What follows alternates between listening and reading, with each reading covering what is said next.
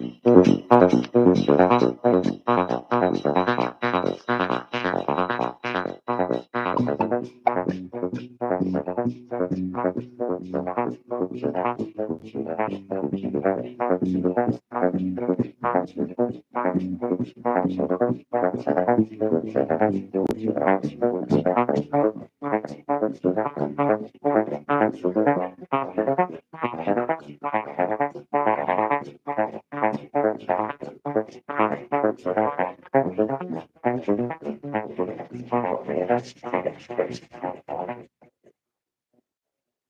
ladies and gentlemen, thank you for joining us for another episode on Who's on the Go, Mike, one on one.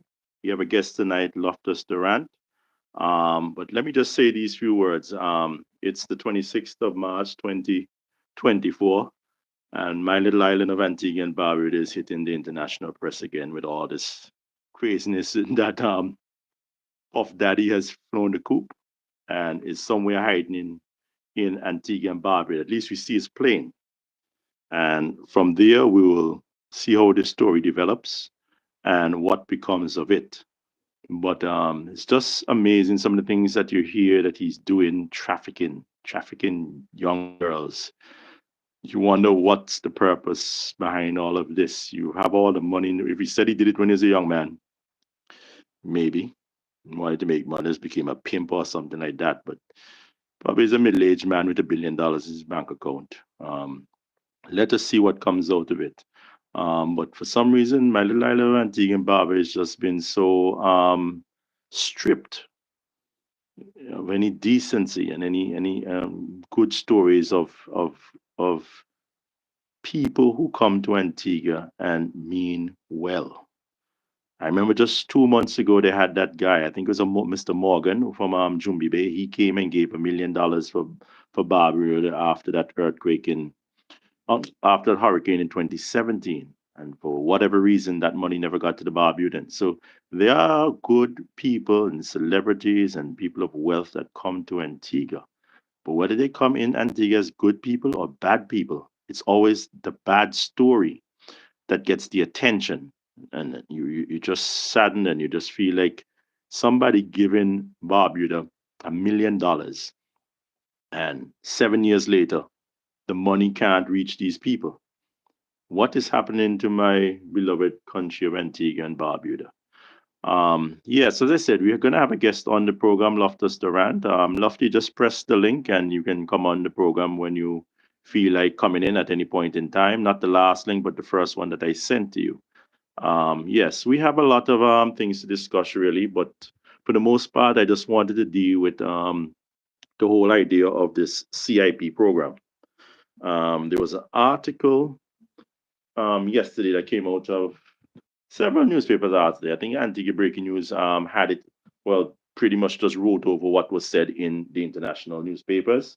But it was something that went something like this. Let me just find it on my tablet here. Okay, yes, Lofty is coming in. Hey, Lofty. Yeah, I'm seeing you. I'm seeing you. Seeing your roof. All right, are you seeing me any better? Oh yes, man. I saw you coming a while ago, no, but yeah, I didn't press the add you. I forgot that to know myself. How are you doing? Okay. Well, I'm there, taking life easy one day at a time. Okay, okay. Well, likewise, man. Likewise. But you're looking well. You're looking well. No, yeah. This is yeah, my second guest on who is on the Go My podcast one on one, and really coming from the Nature Isle, so close to Antigua and Barbuda, has such a historical level of people moving throughout the Caribbean between Antigua and Dominica and Antigua. We felt that from any other island we'd have to start with first in the Caribbean, it would have to be someone from Dominica to give us an idea of current affairs, the politics, what's happening and what's not happening on the Nature Isle. So, love you just introduce yourself, let people know who you are, what you do, and how it's what's happening in Dominica. All right. Well, Brother Bird, let me thank you for having me on. Are you hearing me loud enough? I'm hearing you clear. Anybody who doesn't, I'm Okay. sure they will let their objections be known. But right now, you're sounding good to me. Yeah, cool. All right. Yeah, as I was saying, I want to thank you for having me on with you tonight. It's always a pleasure speaking with you. It's always a pleasure speaking to your colleagues and also your people over there in Antigua and Barbuda. Yes. And so whenever that opportunity shows up, it's then I always take time off to, rap with you as it were, speak to you, and we share information. Yes. So thank you. Okay. Yeah. So, Lofty, tell us about yourself now. Well, it's not much. There's not much about me now. It's just that I am Dominican. Most persons know me for someone to be speaking my mind, especially as it pertains to truth, righteousness, and justice. And so Yes. wherever injustice shows up its head, then you will sure hear from me, or people will sure hear from me. So, I'm just an activist, a human rights activist at that. A lot of persons from your country in particular maybe got to hear that name because I was the one who broke that story in in Dominica with a citizen from your end, a gentleman CIP. in yes, and that is one of the topics we're going to discuss tonight. Yes. Yes. This Yes. brother who Foxy. bought his citizenship from your end, that is Mr. Mehul Chenobai Choksi. He said, and is still saying, that he was kidnapped from Antigua, brought to Dominica with the intention to bring him back to India to answer some charges in his name. But at the end of the day, he said the rule of law was not followed. And so there's this case lingering in the court as we speak.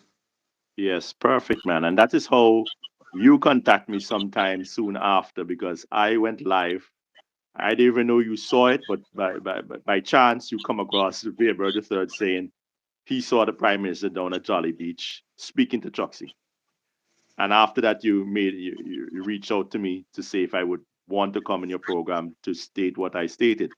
But let's not go back into the past. What I'd like to say though about that matter, after I made that statement on your program, on Observer Radio, on ZDK Radio, the Prime Minister has never mentioned me seeing him at Jolly Harbor. He's never said, he's never in the last 3 or so years that happened. There's been no mention of it from the Prime Minister to deny it, to say it is true, or just he's just remained quiet. So I know in my heart of hearts that I did not go live on Facebook to go lie on anybody. That's Yeah. not my intention. But yes, how is Dominica doing? Well, Dominica is there. The land mass is there. The country that the people are there. We are going through a very trying time now in terms of economy, Yes. but we are there surviving nonetheless. That's good and bad to hear. What would you say is the reason for the economy not performing as it should be, or the way most people would probably want it? Well, as we're about to get into the segment, read the CBI, we call it in Dominica, you guys in Antigua call it the CIP program. Basically, that is the beat all and end it all in terms of the driver of Dominica's economy. That is where we up to, when I say we, the government of the day, up to selling citizenships, selling Right. passports, in order to keep the economy afloat. Right. And so we all know it is no surprise, it is no new news that of late some of the countries, including the United Kingdom, Ireland being of late, they are basically taking measures or have taken measures that sort of put a damper on that program. And so it is Yes. not as lucrative of a program like before. Hence, the economy is in this very stagnated mode.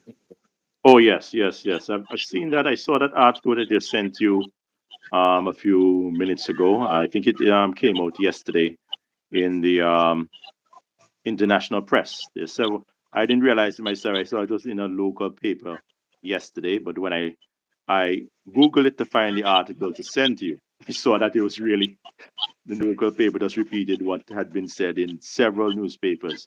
And just to hash it up, it was an article with four of the five countries that deal with CIP are talking about that they to me it sounds like if they're going to coalesce, it's going to be something like an OPEC.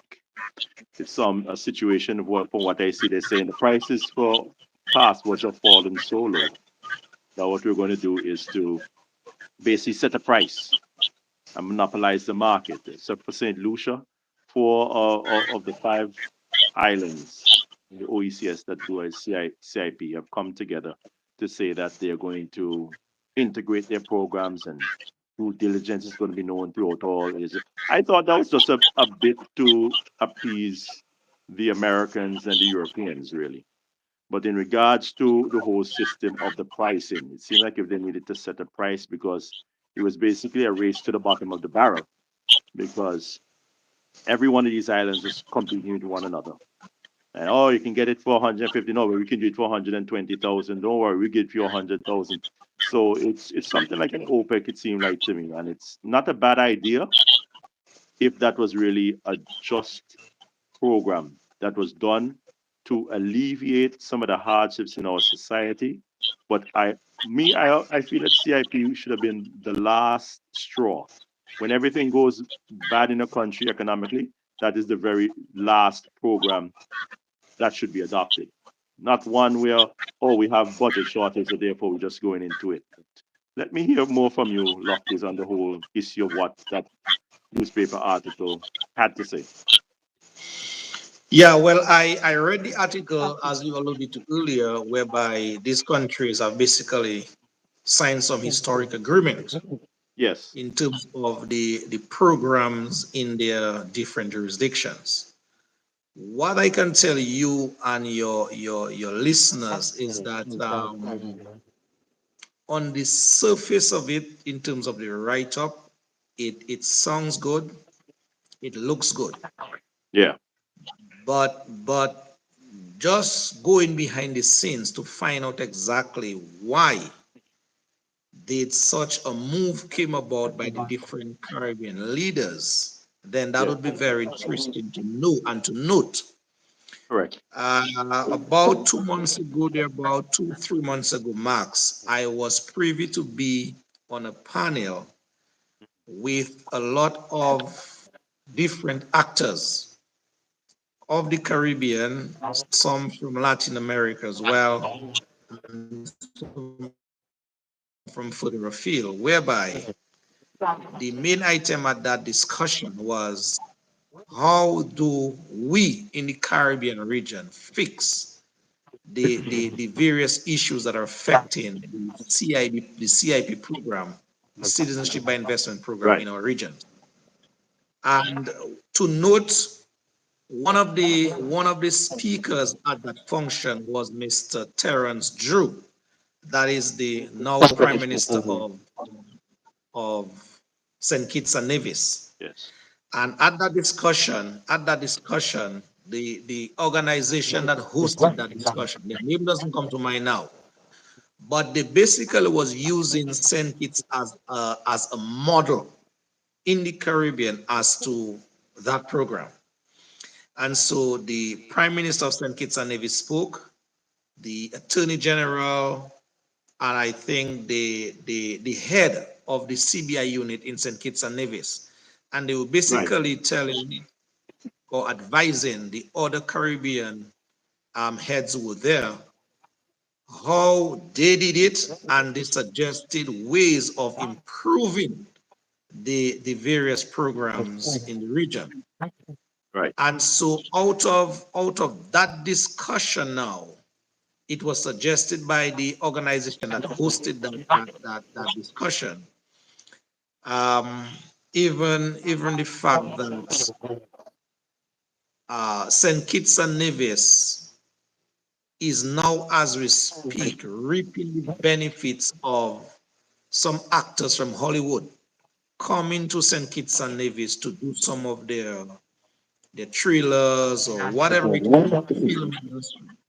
And so that and others was sort of the was some of the attractions Yeah. that are available once these other countries fell in line with at least that agreement that you spoke of earlier. And so when Yes. I read that agreement, well, before I go there, Yeah. just before that meeting ended, it was said in very categoric terms that if these countries don't put their act together, then there will be some consequences that these countries have to face. No two ways about it. And so when I read that report, then it was nothing new to me.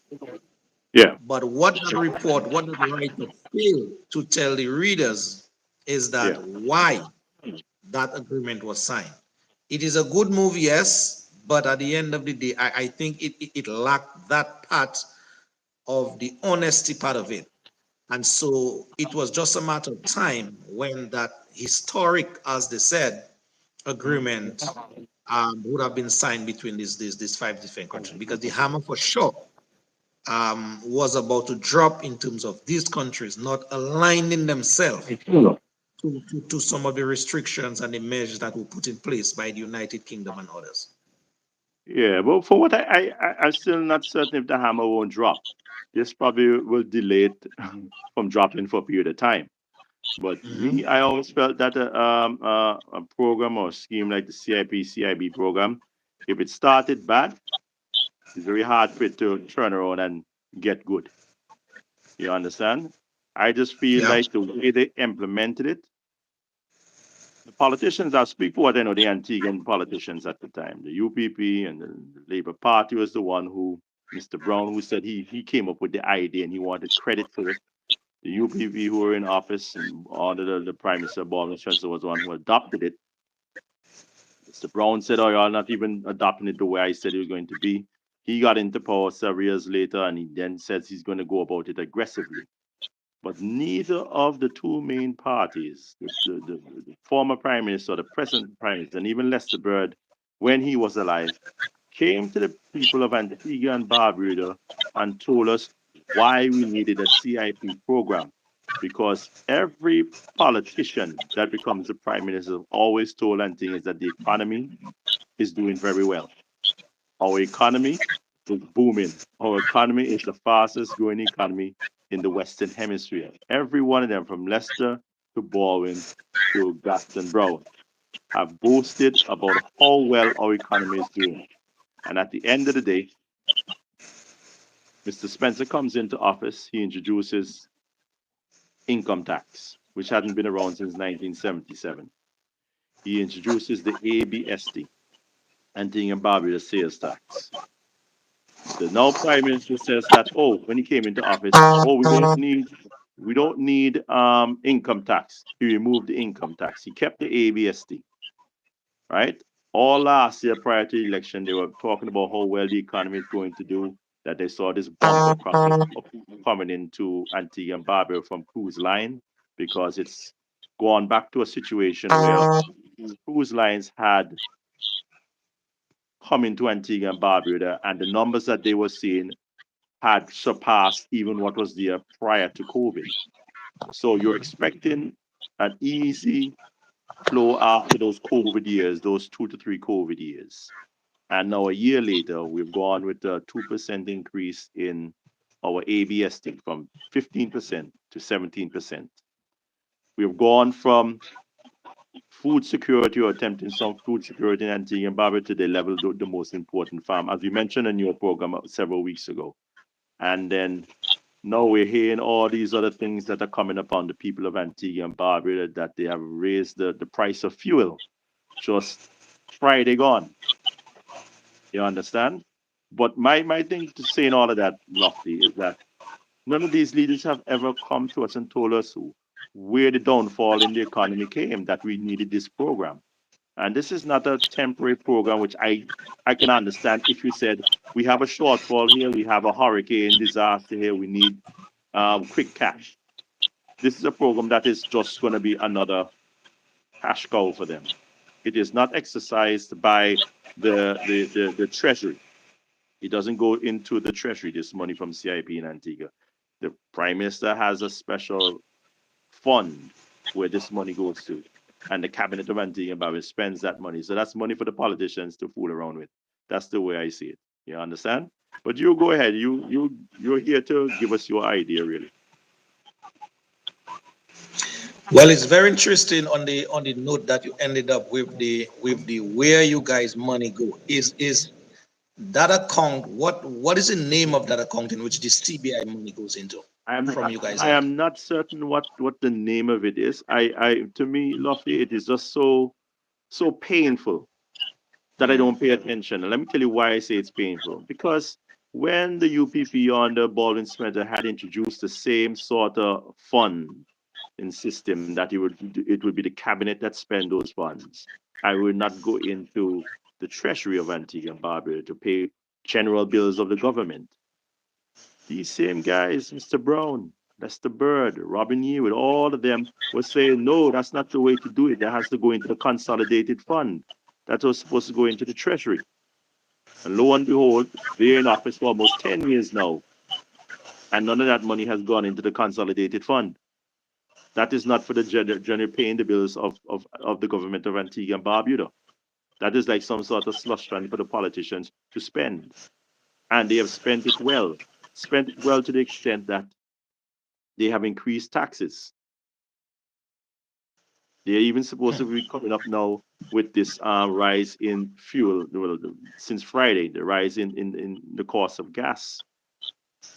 But they have never explained why it is they have to stop subsidizing the gas when they have all these funds from CIP. Yeah, So because when you said that, I noted it because in Dominica as we speak, the monies that are generated from the sales of this passport, they go into an account that the government calls an escrow account.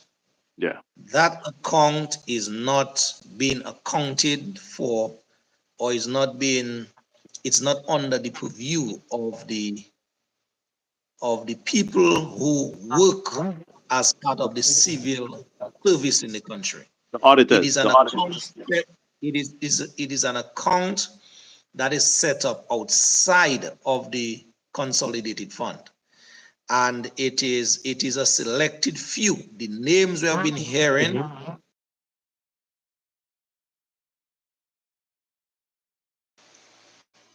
Sorry. Are you hearing me back? I'm hearing the names that we've been hearing. That's where you lost me. Yes, no. I'm hearing you kind of quite low. Are you hearing me? I'm hearing you fine. I'm hearing you fine. You came back in. Yeah. Hello? Yes, no. I'm hearing you kind of quite low. A call just came in and basically boot me out. Technology. That's the way it is. Yeah, but I'm hearing you fine. I'm hearing you fine. So I believe that the audience will be hearing you just excellent. You're coming in fine on my end. You have to silence your phone or something, man. I don't know. Maybe that. I know when those calls come in, sometimes you never get the volume level back as it was before. Hello?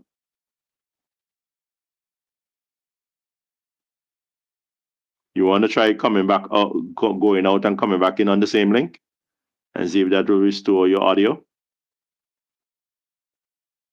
Okay, you look like you're frozen now. Yeah, well, this is technology, and that's the way it is sometimes. Hopefully, Lofty can join us back in a few.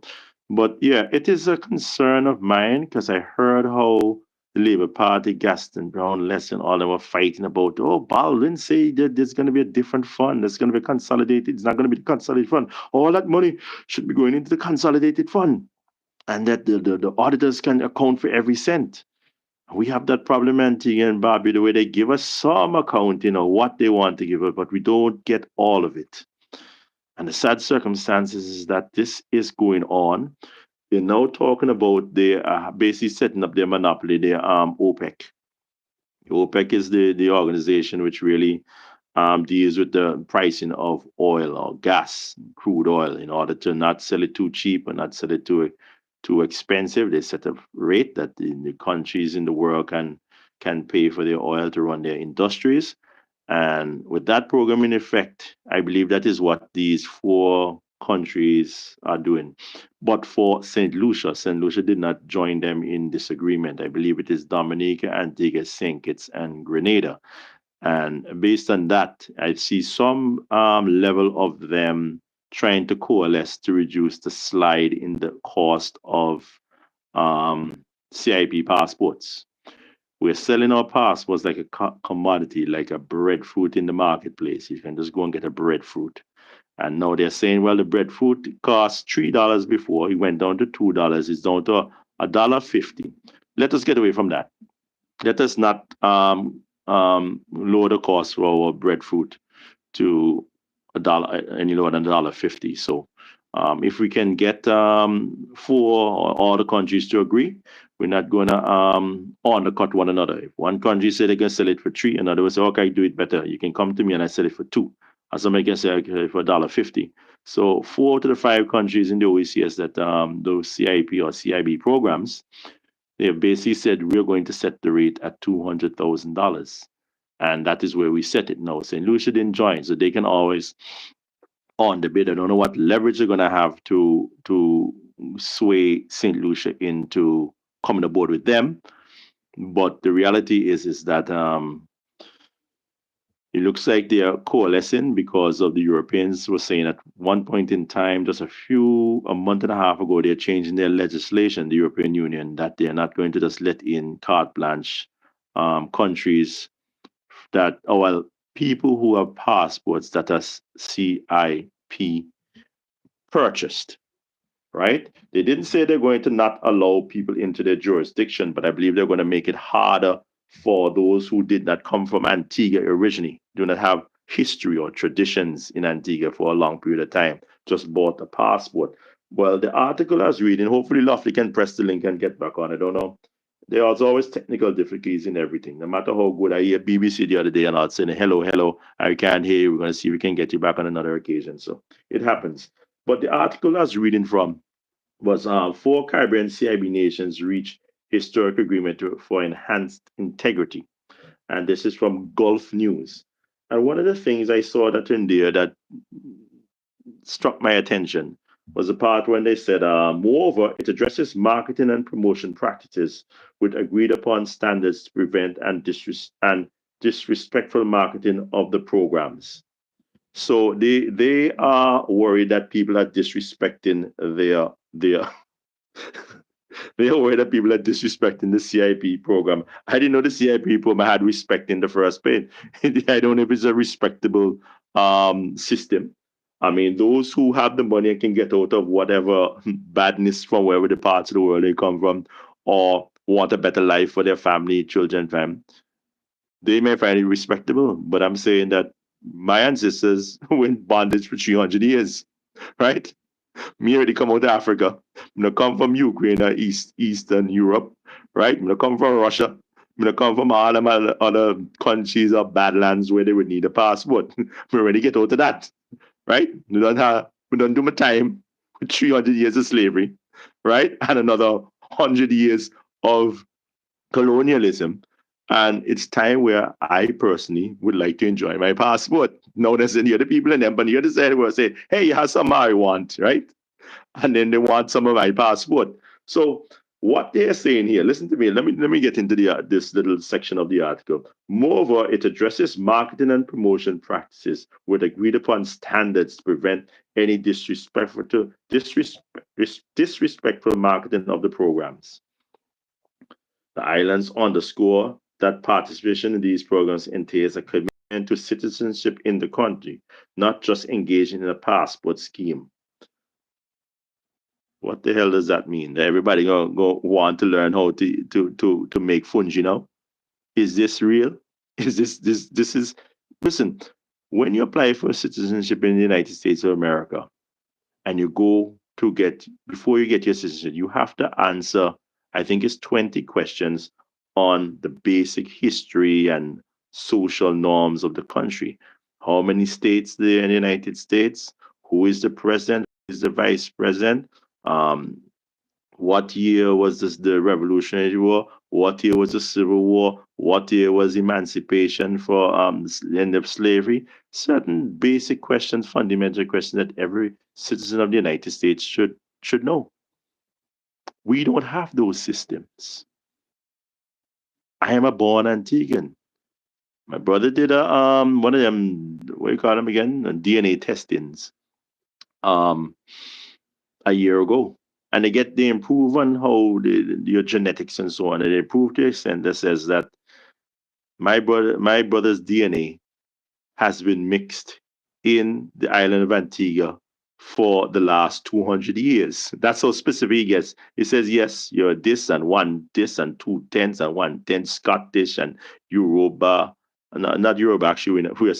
Yeah, we're not Igbo. There's possibilities of Yoruba and Ghanaian and all that stuff. But then it says that the most recent mixing, the majority of the mixes, has been on the island of Antigua and the Leeward Islands for the last 200 years.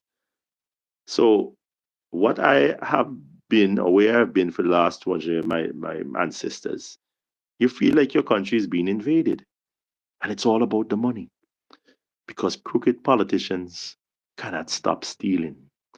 They see the big life that P. Diddy Combs have and 50 Cent and all these other American rappers. And they want that sort of fancy life.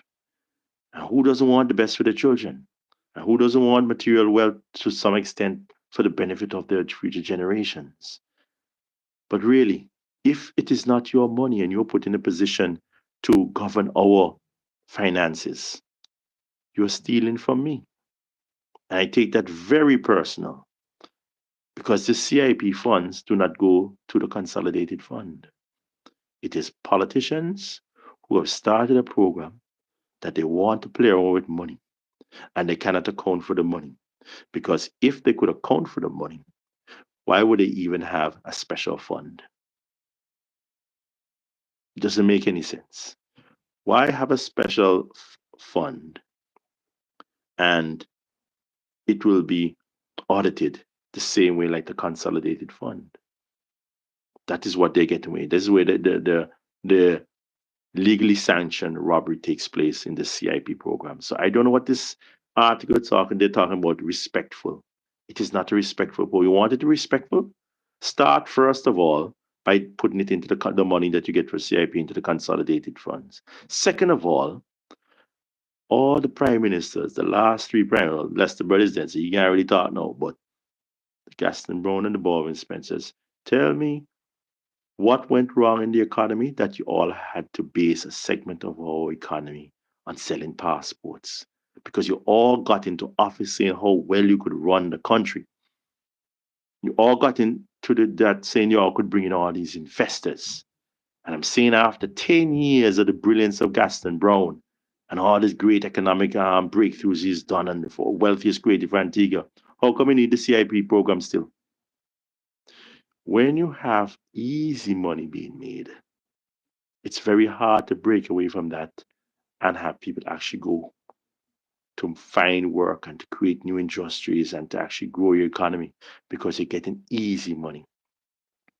Anything that you get easy, any money you get easy, it's not going to last long because you did work hard for it. I left Antigua when I was 11 years old and I lived in the United States since I was 11 in 1983. I went through St. Francis Xavier Parochial School. I went to Humanities High School, the Beard Rustin High School for Humanities, 18th Street between 8th and 9th Avenue in Manhattan. I had a friend back then, I'm not going to call his name. I haven't seen the man in however long. Well, a boy then, we were teenagers. And my buddy told me, like, he's dealing drugs. This is normal for high school students. Yeah, he was dealing drugs. He wasn't really into the drug business. He wasn't big into it or anything like that. He wanted some clothes. He's a poor guy. He wanted some clothes. He wanted to impress his girlfriend. He would go and sell drugs. He said one of the things he told me was that, Vere, I don't even know what I do with the money. You know why? Because I make it so easily. I don't do anything for it. And they call me up, hey, you want some work? Okay, yeah, man, I'll do it, a couple of things. So he wasn't living the lifestyle really, but he just had easy money in his pockets, which he never had because he was a poor child. But he said when he got the money, he made it so easily. It wasn't any hard work to do it that he don't know what he did with the money. He spent it here, he spent it there, he didn't save it, he did everything. And I'm relating that to what these leaders of these countries that have a CBI or CIP program are doing. When you don't earn that money, like Papa Bird had to, you're not going to account for it because you're blowing it away. We heard that the CIP program is a good program. It keeps the people employed. It pays the monthly wage bill for all those workers on the government payroll. And no, that was started in 2013, I think, the CIP program. Can you look around Antigua and Barbuda with the horrible roads and the high taxes and the high cost of living and tell me how has Antigua benefited from have selling passports? It doesn't exist. There are no benefits. There are no benefits but for the immediacy of having a salary. And they tell us that they can't pay the monthly salaries for workers, because they want you to be scared. And said, well, they might as well surpass. So like, you know what, forgo have a get back pay and can't get pay in time. If they made so much money, there shouldn't be any back pay. That's money that you earned. And if they're not paying you your money, we just came out of slavery, 1834. White people were making us work for free. And we fight hard, lost a lot of battles in the revolution. Slave revolts were not successful. And after that, colonialism. Papa Bird was able to win a battle, struggle and the conquest. On the 1st of November 1981, we got our independence. But people are working for free. Because there's no guarantee you're going to get that back pay. And tomorrow is not promised to you or me or anybody called mankind. So you could have worked and you may die tomorrow without seeing any back pay. So tell me, in all honesty, what is the benefit of a CIP program? You look around Antigua and Barbuda and you see the shoddy roads, you see the shoddy infrastructure. You see that Antiguans and Barbudans have so many billions of dollars now, and the politicians every budget, a billion this, 2 billion that, and that and that and that. And you can't see the benefit. St. John's is one of it reeks. It reeks. I'm just so happy sometimes when it rains a lot. Hopefully all that funk, that scent in the gutters can get washed out to sea. Because it's a horrible place to bring your children to walk on that sidewalks in St. John's. So a friend of mine on Saturday told me I need to do a good piece story or say something positive about Antigua and Barbuda. I would say something positive about Antigua and Barbuda. I'm a born Antiguan. I was born on the 27th of October 1971 at Halberton Hospital. I love my country with all my heart. I do not think I will migrate no matter how hard it gets. And luckily for me, I've been a lawyer for the last 20, 22 years. And I believe that with my level of expertise and professionalism in at the bar, that I have a steady group of clients that will not abandon me or forsake me. So that is how I survive in Antigua and Barbuda. But if I don't have that, I could not feed and educate and house my children. And there's so many other people who don't have a profession. There's so many people that are relying on the government to bring better times for them, to have a house, to get educated, to get a decent job. What part has CIP played in that? Because I don't see a big change in Antigua 5 years ago, 10 years ago, 15 years ago. It's still the same poor people, poor black people that they fought hard to get this country to independence, and they're still begging, and not at the hands of any white man who is enslaving them, but the black man who is in power now can't pay them for work that they've done. That's called slavery. And don't mistake it for anything else. You're working for free. Additionally, intelligence sharing involves exchanging information about CBIP citizens, facilitating cooperation between the four nations and their international partners in retrieving cancelled passports.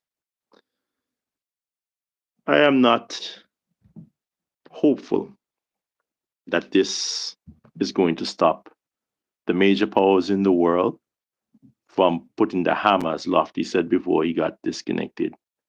That it's not going to prevent the hammer from falling on the CIP program. And with the grace of God, I'm going to end this podcast by saying, with the grace of God, I do hope that it fails. Because I see the CIP program as slavery. It's enriching the very few plantation owners, the Gaston Browns, the Robin Yearwoods, Cutie Benjamins. They're doing well under this system.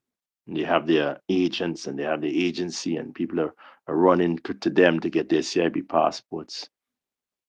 It's like slavery. The slave master is doing well. The rest of us are catching hell. It's like colonialism. The colonials are doing well. They have their large estates and they have all their crops that they're selling, and they have you working out the thing, and you're a laborer. But where people found hard to advance under colonialism, so we're seeing it hard to advance in Antigua and Barbuda today, because CIP isn't doing anything for us. Ladies and gentlemen, I'd like to keep it short and sweet. Unfortunately, Lofty did not come back on the program. I believe that is due to technical difficulties, but he'll be back again. We'll see if we can get him on the program. If not, next week at some point in time. It's really up to him. But Lofty, you have an open invitation anytime you want to use this medium to inform us on Dominica, to inform us on the way you see things as an outsider that is taking place in Antigua, and let us just share the knowledge throughout these islands and try to, even though we can't even get the proper airlines going through the islands up to now, let us at least through this medium of social media that we can share our views, our thoughts, our hopes, and our fears. Ladies and gentlemen, until I come again, take good care. I will talk really soon. Once again. Bye for now.